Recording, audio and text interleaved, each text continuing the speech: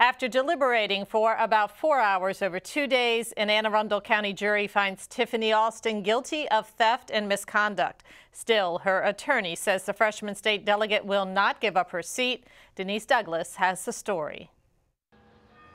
While Delegate Tiffany Alston left the courthouse without saying a word, residents in Landover, part of the district she represents, had plenty of opinions about her conviction on theft and misconduct charges. I really wish that our politicians could do the right thing. That's what they ask us to do, so why shouldn't they? Anything dealing with theft or misuse of money, it's embarrassing. It's embarrassing. Throughout the trial, prosecutors argued Alston used money from the General Assembly funds to pay a staffer in her private law firm. But her attorney says it was nothing more than a smear campaign to try and unseat a woman who has worked hard to get to where she is.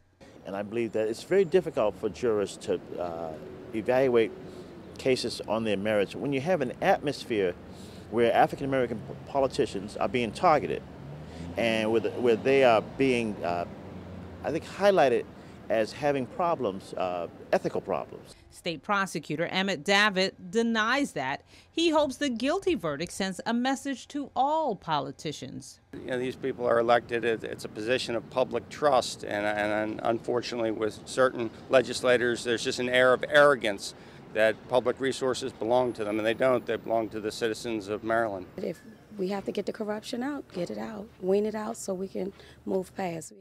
Alston is only the latest in a growing list of officials in the county and metro area falling to corruption. Still, back in Landover, most say they haven't lost confidence in the system. So we just can't take one person and say, well, the whole system is, I don't think it's like that.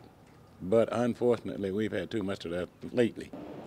Despite the verdict, Alston's attorneys say this case is by no means over. They plan to ask the judge to overturn the jury's verdict and give Alston a new trial. If those strategies do not work, they will appeal the case. I'm Denise Douglas, CTV News. And once Alston has been sentenced, she will be suspended from her House of Delegates seat.